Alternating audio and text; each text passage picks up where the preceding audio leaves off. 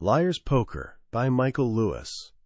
Picture this: a game of high-stakes bluffing played with nothing but the serial numbers on a dollar bill. Now imagine the chairman of Wall Street's most powerful firm, a man they call the King, striding across a trading floor where billions are being gambled every second. He stops at the desk of his best trader, the undisputed champion of this game, and issues a challenge that would make most people's knees buckle. "One hand," he says, voice low and dangerous. $1 million. No tears. That single moment captures the entire spirit of an era, an age of unimaginable wealth, unrestrained ambition, and a culture so ferocious that its members literally describe their own workplace as a jungle. Today, we're diving into Michael Lewis's masterpiece, Liar's Poker. This isn't just a book, it's a time capsule from another planet. It's a first-hand account of the Wall Street boom of the 1980s, written by a young man who stumbled, almost by accident, into the epicenter of a modern-day gold rush. This book became an instant classic, selling well over 1 million copies and defining a generation of finance. It ripped back the curtain on a world that was secretive, powerful, and frankly a little insane. Michael Lewis wasn't a journalist peering through the windows. He was inside, living it. He was a bond salesman at the legendary firm Salomon Brothers, the undisputed king of the trading world. And what he witnessed there, the lessons he learned about money, greed, and human nature, are as relevant today as they were back then. By the end of our journey, you'll understand the mindset that allowed a handful of young, often unqualified people to make more money in a year than most earn in a lifetime. You'll see how fortunes were built not just with genius, but with nerve, bluff, and an almost brutal understanding of human weakness. This isn't just a story about finance. It's a story about the game of life, played at the highest possible stakes. Our story begins not on the trading floor, but with a young Michael Lewis himself, a recent graduate with a degree in art history, feeling utterly unqualified for the world of high finance. In the early 80s, there was one clear path for ambitious young people: land an analyst job on Wall Street, attend a top business school, and worry about the rest of your life later. Lewis tried this path and failed spectacularly. He was told he lacked, quote, commercial instincts. One firm actually laughed at his resume. So how does a self-described Southern boy in a white linen suit end up at the most aggressive firm on Wall Street? Through a chain of events so improbable it feels like fiction. Living in London, he gets invited to a dinner with the Queen Mother. He's seated next to the wife of a managing director from Salomon Brothers. She's a force of nature, brash, loud, and utterly unimpressed by British royalty. While the rest of the room stands in silent reverence, she yells out, "Hey Queen, nice dogs you have there." In that moment, Lewis sees something irresistible in the Salomon Brothers culture. They were, as he puts it, the bleacher bums of the financial world.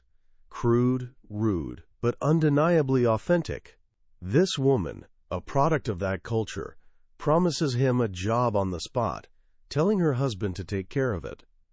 And just like that, after a few half-hearted interviews, Lewis finds himself with an offer to join the firm's legendary training program. He's told he'll be paid $48,000 a year, which in 1985 was a staggering amount for a 24-year-old with no experience. It was twice what his professors at the London School of Economics were earning. As he puts it, there was no justice in the world, and thank goodness for that. This windfall wasn't happening by accident. The 80s had unleashed a perfect storm for bond traders. A change in policy by the Federal Reserve in 1979 meant that interest rates, which had been stable, were now swinging wildly. And since bond prices move in the opposite direction of interest rates, the once sleepy bond market transformed overnight, from a safe place to store wealth into a casino where fortunes could be made. At the same time, America, its government, its corporations, its people, was borrowing money at a rate never seen before. The national debt exploded. This meant the sheer volume of bonds to be traded skyrocketed, and Salomon Brothers, the scrappy firm that had always dominated the unglamorous world of bonds, was perfectly positioned to cash in. They were, as one trader memorably put it, toll takers. They carved a tiny fraction out of every massive transaction that flowed through their desks. A Salomon salesman might sell $50 million of IBM bonds to a pension fund, and the trader would skim off over $60,000 for the firm in a fraction of a second. Do that hundreds of times a day, and you begin to understand where the money was coming from. So Lewis arrives for his first day at Salomon Brothers, ready to collect his lottery winnings. He enters the training program with 126 other ambitious young men and a few women, and it's here that he gets his real education. The training program was less a school and more a brutal sorting mechanism. It was designed, as one speaker put it, to prepare them for the jungle. "Ya gotta think a Salomon Brothers is like a jungle," the speaker drawls. "The trading floor is a jungle, and the guy you end up working for is your jungle leader." This wasn't just a metaphor, it was the operating philosophy of the firm. The trainees were immediately pitted against one another in a fierce competition for the best jobs.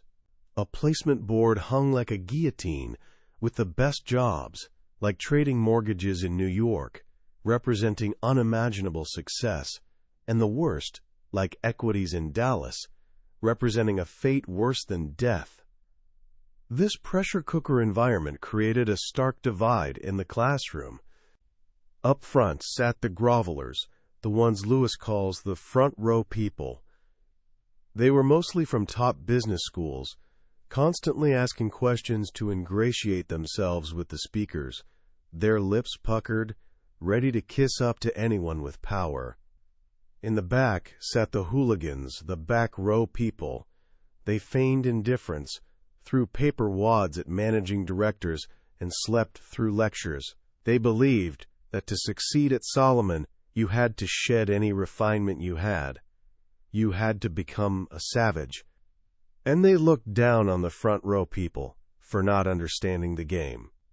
It was in this chaotic environment that the true culture of Salomon was passed down, not through textbooks, but through war stories.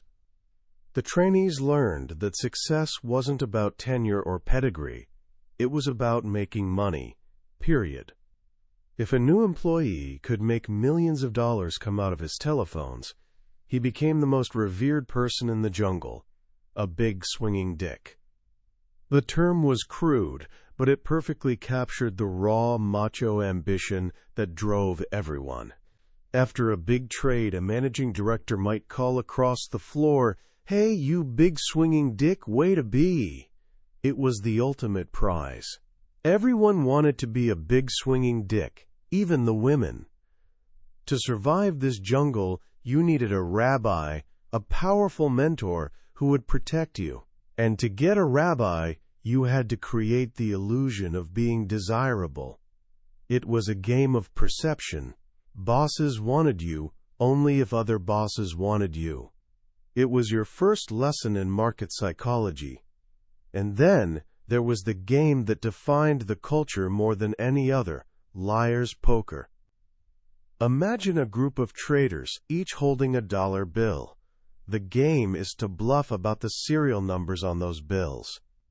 One player makes a bid, say 3 sixes, meaning he believes there are at least 3 number 6s across all the bills in play. The next player has to either bid higher or challenge. The game, Lewis explains, was a perfect metaphor for bond trading. It tested your nerve, your ability to read people, and your tolerance for risk. A good player asks the same questions a bond trader asks. How cunning is my opponent? Is he bluffing? How can I exploit his ignorance? It was a world where you sought weakness in others and tried to hide it in yourself. And at Salomon, the king of this game was a trader named John Merriweather. He was thought by many to be the best bond trader on Wall Street. He was cool, calculating, and had an almost supernatural ability to control the two emotions that destroy most traders: fear and greed. This brings us back to that incredible opening scene. The chairman, John Gutfreund, the King of Wall Street, as Business Week had called him, was a former trader himself, but now he was a manager, removed from the action. He was a king who didn't control the loot. His producers, the risk-takers like Merriweather, did. So he walks up to Merriweather, the king of the game, and challenges him. One hand, $1 million, no tears. It was a stunning, almost insane act. Gutfreund wanted to prove he was still a player, that he still had the courage of a trader. But Merriweather was a master. He spent his days avoiding dumb bets, and this was the dumbest of them all. If he won, he'd upset his boss. If he lost, he was out $1 million. There was no upside.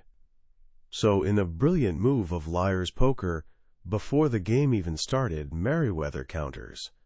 "No, John," he says calmly. "If we're going to play for those kind of numbers, I'd rather play for real money. $10 million, no tears." 10 million. Gutfreund, for all his bravado, couldn't accept. He'd only have about 30 million left if he lost. He smiled and backed down, telling Merriweather, "You're crazy." But Merriweather knew the truth. He wasn't crazy. He was just very, very good at the game. This story reveals everything about the soul of Salomon Brothers. It was a place where guts and the willingness to bluff were valued above all else. And nowhere was this more true than in the most profitable, most feared, and most bizarre corner of the firm, the mortgage bond department. This is a story within a story, and it's the heart of liar's poker. Before the late 70s, home mortgages were considered small, messy, and insignificant by Wall Street standards.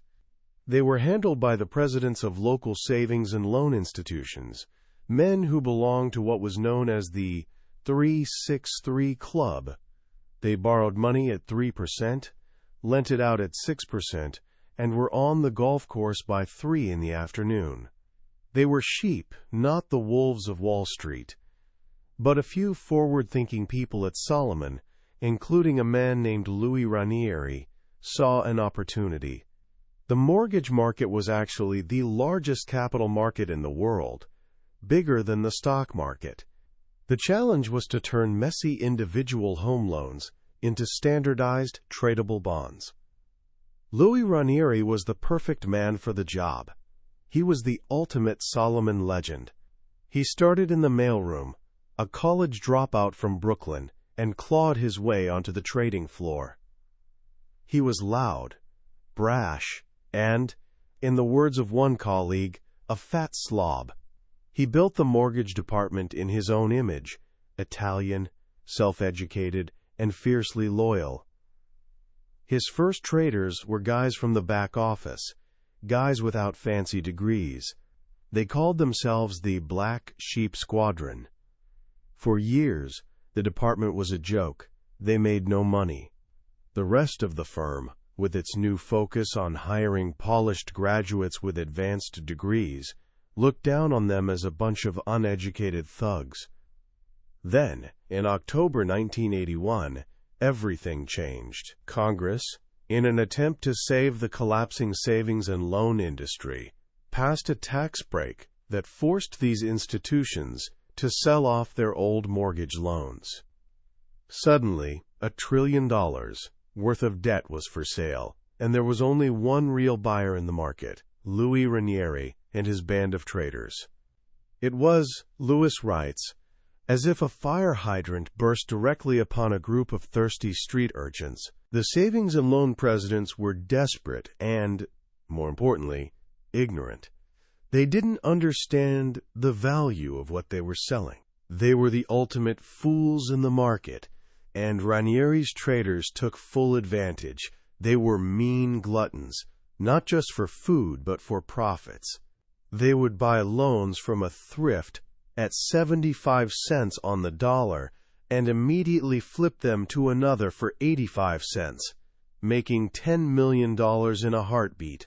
One trader, when a thrift president hesitated at such an unfair trade, bluntly told him, "If you don't do it, you're out of a job." The mortgage department became a money-printing machine. In 1982, they made $150 million. In 1985, they made $275 million. They were a tribe within the firm, a brotherhood of hoods, who reveled in their outsider status. They ate cheeseburgers for breakfast and played elaborate pranks, known as goofs, on their trainees. In one infamous goof, they convinced a new trainee, Matty Oliva, that he was being investigated by the Securities and Exchange Commission for stealing food from the company cafeteria. They even got John Gutfreund himself to participate, calling the terrified young man into his office to lecture him on the ethics of stealing cheeseburgers. When the truth was revealed, Matty was so humiliated he bolted from the trading floor in tears, ready to quit forever. But he came back. He had to. He was bound by golden handcuffs to the most profitable department on Wall Street. This was the world Michael Lewis was navigating. As a new salesman in London, he was a geek, the larval state between trainee and man. His job was to call people he didn't know and sell them things they didn't want. He learned quickly that trusting a Salomon trader was a terrible mistake. In his very first trade, he was tricked into selling a client a block of AT&T bonds that a trader had been desperate to unload.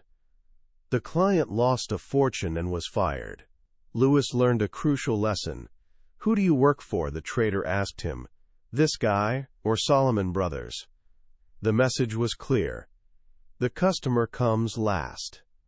But Lewis was a quick study. He found his own rabbis, two brilliant salesmen he calls Dash Riprock and Alexander. Alexander, in particular, was a master of the markets. He taught Lewis to think like a contrarian, to do the opposite of what everyone else was doing.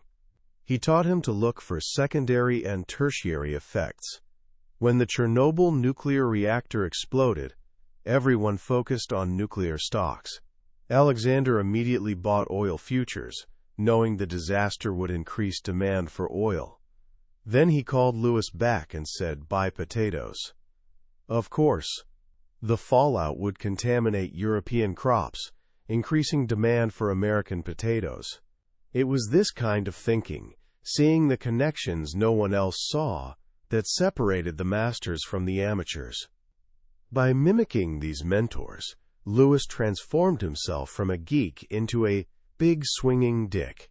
His crowning moment came when he sold a massive $86 million block of bonds that no one else in the firm could move.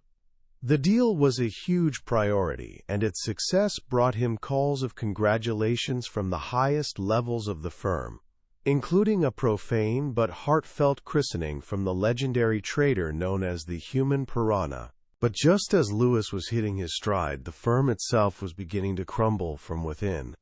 The very culture that had made Salomon so successful, its raw aggression, its focus on individual profits, its internal rivalries, began to tear it apart. The three main divisions, governments, corporates, and mortgages, were like warring families.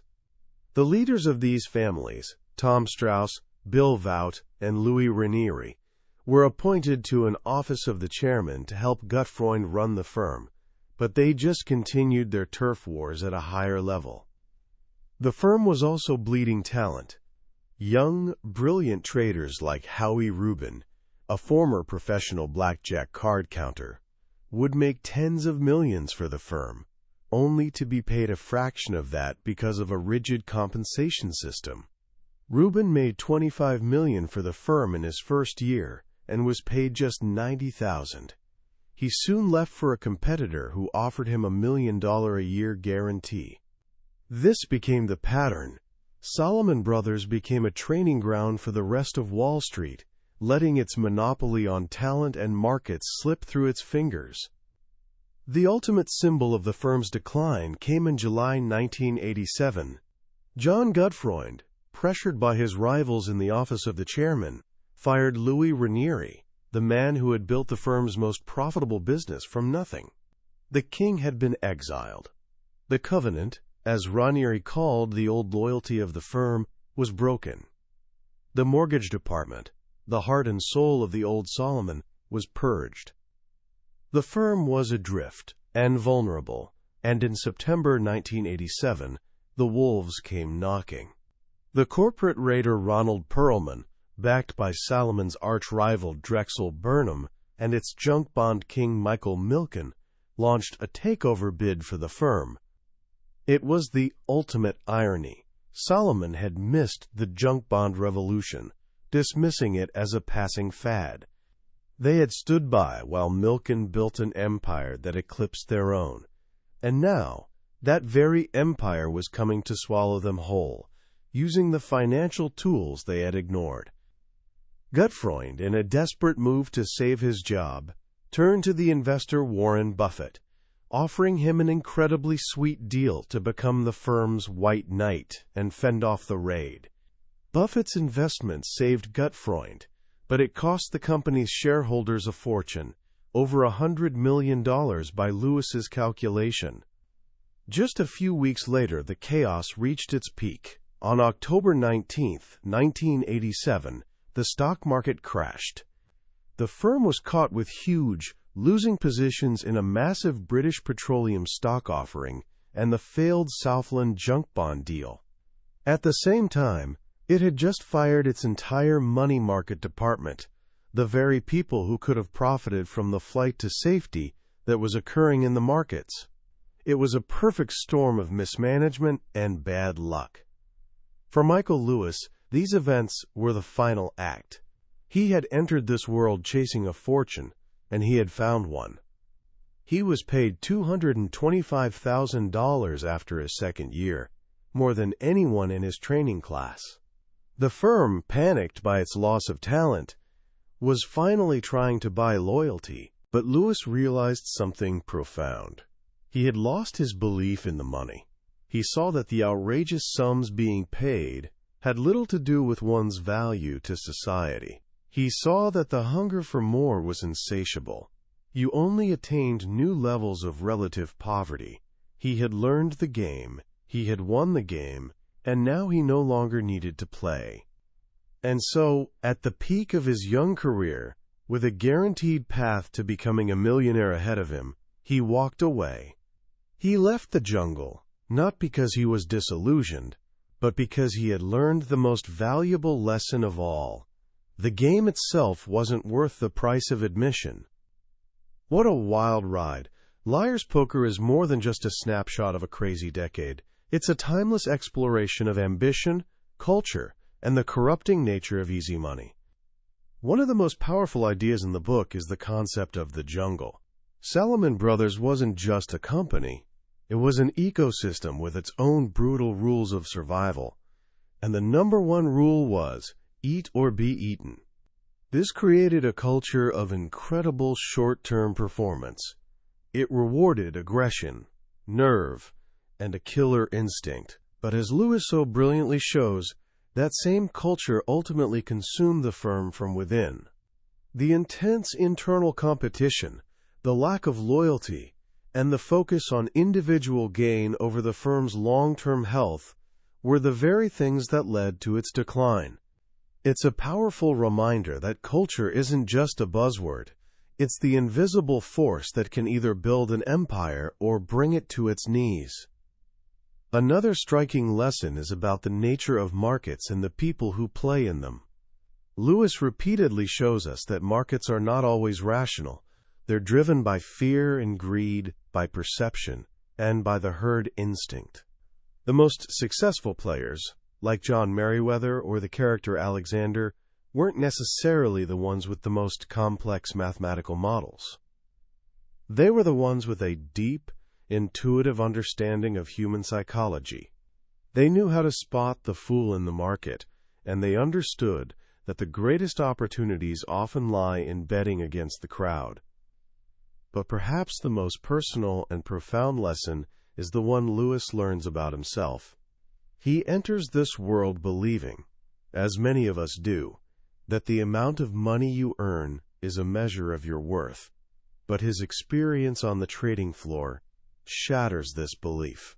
He sees firsthand that the rewards are often disconnected from real value or contribution. He discovers that the endless pursuit of more money doesn't lead to happiness, but to a state of relative poverty, where you're always comparing yourself to the person next to you. His decision to walk away from a guaranteed fortune is the ultimate act of a true contrarian, betting on himself and his own values rather than on the market's definition of success. So what can we take away from this? First, understand the culture of any game you decide to play.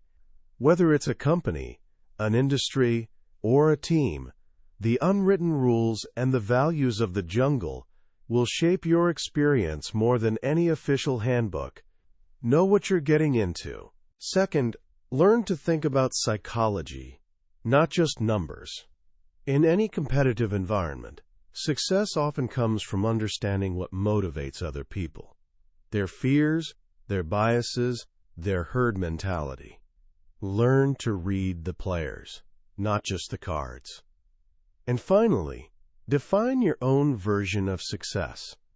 It's easy to get caught up in the chase for money, status, or what Michael Lewis calls being a big, swinging dick.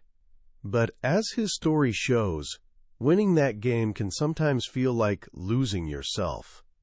The real victory is figuring out what game you truly want to play, and then playing it on your own terms.